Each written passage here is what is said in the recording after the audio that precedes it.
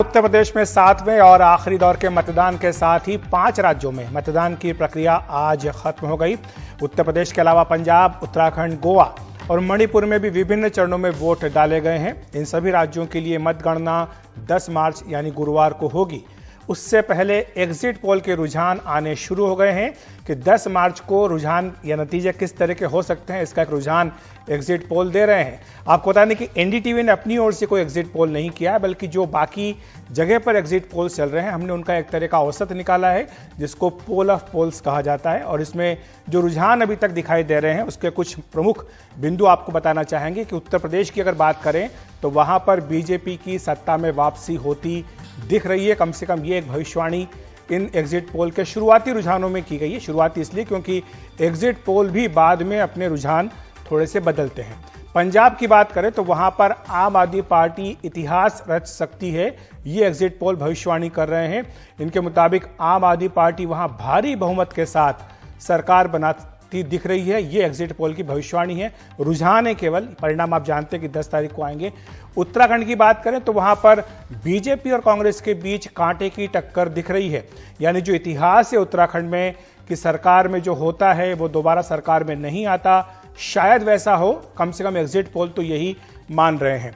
गोवा की बात करें तो वहां पर बीजेपी 2 बार सत्ता में रहने के बावजूद जो एंटी इनकम्बेंसी है उसको डिफीट करती हुई नजर आ रही है। ये एग्जिट पोल की भविष्यवाणी रुझानों के जरिए, जहां पर बीजेपी गोवा में आगे दिख रही है और मणिपुर जहां पर की बीजेपी अभी सत्तारूढ़ है वहां पर वो सत्ता में वापस आ सकती। तो यानी हम अगर 5 राज्यों की बात करें तो यूपी, गोवा, मणिपुर, उत्तराखंड में जहां पर की बीजेपी की चारों जगह सरकारें हैं वो सत्ता में वापसी कर सकती है, ये एग्जिट पोल के रुझान बता रहे हैं। और पंजाब जहां कांग्रेस पार्टी सत्ता में थी वो न सिर्फ उसकी विदाई हो सकती है बल्कि आम आदमी पार्टी जो कि दिल्ली की पार्टी मानी जाती है, जो एक कहा जाता है कि स्टार्टअप पार्टी है, वो एक करिश्मा कर सकती है पंजाब में इन एग्जिट पोल के रुझान के मुताबिक, जहां अपने बूते वो बहुमत ला सकती है। ये बड़ी खबर है अगर 10 तारीख को ऐसा होता है तो। संकेत उपाध्याय हमारे सहयोगी लखनऊ से हमारे साथ जुड़ रहे हैं। संकेत, सबसे पहले मैं आपसे चर्चा इसलिए करना चाह रहा हूं क्योंकि उत्तर प्रदेश को आपने पूरा छान मारा है। करीब 8000 किलोमीटर की यात्रा आपने और आपकी टीम ने की है। ऐसा कोई गली मोहल्ला सड़क नहीं बची जहां पर आप ना गए हों, ऐसे कोई लोग जो हैं तमाम तरह के वर्गों की बात करें तो उनसे आपने बात ना की हो। आपको क्या लग रहा है कि जो एग्जिट पोल के रुझान अभी तक आ रहे हैं संकेत, क्या आपने भी जमीन पर ऐसा ही माहौल देखा है? जी अखिलेश जी, ये तो है। और अगर हमारी सारी टीम्स का अगर आप किलोमीटर जोड़ लें तो ये आंकड़ा मेरे ख्याल से 30,000 किलोमीटर का तो होगा कम से कम।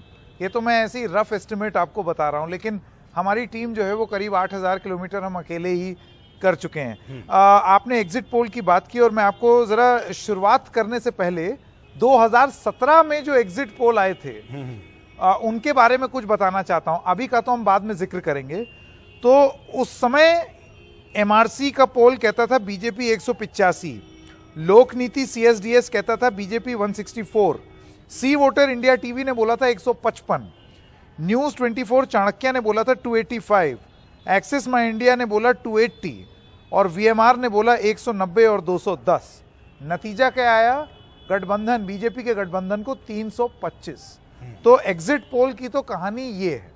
इस बार भी अभी तक संकेत एक छोटी सी बात में जोड़ दूं कि इसमें 2 एग्जिट पोल ऐसे थे पिछली बार 2017 में, जिसकी बात की आपने टुडेज चाणक्य और एक्सिस पोल, जो दोनों जो वास्तविक परिणाम आए तो उससे काफी नजदीक थे। अगर चाणक्य की आप बात करें तो उसमें अगर आप प्लस माइनस करते हैं तो वो नजदीक पहुंच गए थे, काफी नजदीक तक पहुंच गए थे।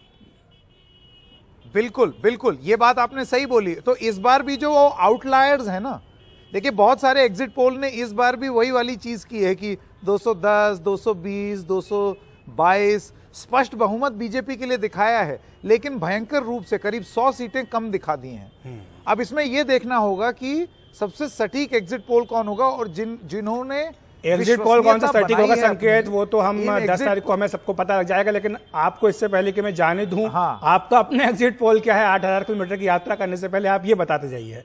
नहीं, ऐसा है अखिलेश जी, अपना काम है खबर लाना, अपना काम प्रिडिक्शन करना नहीं है। ये हम लोग कई बार ऑफलाइन आपने माहौल क्या देखा, ये माहौल जमीन पर आपको किस तरह का माहौल था?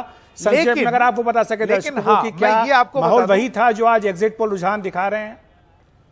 ये मैं आपको बता दूं कि अगर समाजवादी पार्टी की हम बात करें तो समाजवादी पार्टी के लिए ये 403 अलग अलग चुनाव हैं।